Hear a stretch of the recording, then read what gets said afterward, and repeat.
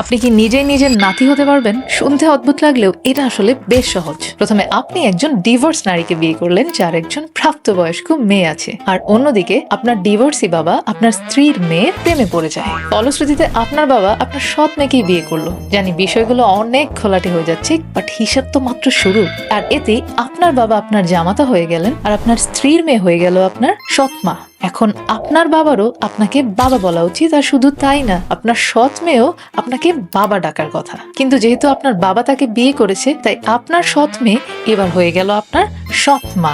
দাঁড়ান, কারণ এখন আপনার স্ত্রী আপনার নানিও বটে। তারপর আপনার বাবা আর আপনার সৎ মেয়ের একটি সন্তান হলো। সেই সন্তানটি আপনার সৎ ভাই আর আপনাকে ভাই বলে ডাকে। কিন্তু সে যেহেতু আপনার সৎ মেয়ের সন্তান, তাই সেই সন্তানটি আপনার নাতিও। তারপরে আপনার আর আপনার স্ত্রীর একটা সন্তান হলো। আপনার সন্তান আপনাকে বাবা বলে ডাকবে, ট্রু, কিন্তু এই সন্তান আবার আপনার সৎ মায়েরও ভাই, তাই আপনার সন্তানকে আপনি চাচা বলে ডাকবেন। আই নো পুরোপুরি মাথা ঘুরাচ্ছে, বাট এরপর আপনি যদি ভিডিওটি দেখে থাকেন তাহলে এতক্ষণে তো সব সম্পর্ক পুরোপুরি ভেঙে গেছে, কারণ আপনি আপনার স্ত্রীর স্বামী, আবার স্ত্রীর নাতিও, আর অন্যদিকে আপনি আপনার বাবার ছেলে আর আপনার বাবার বাবাও। শুধু তাই না, আপনি আপনার সৎ মেয়ের বাবা আর আপনার সৎ মেয়ের ছেলেও, আর সব শেষে আপনি আপনার নিজের দাদা আর নিজের নাতিও।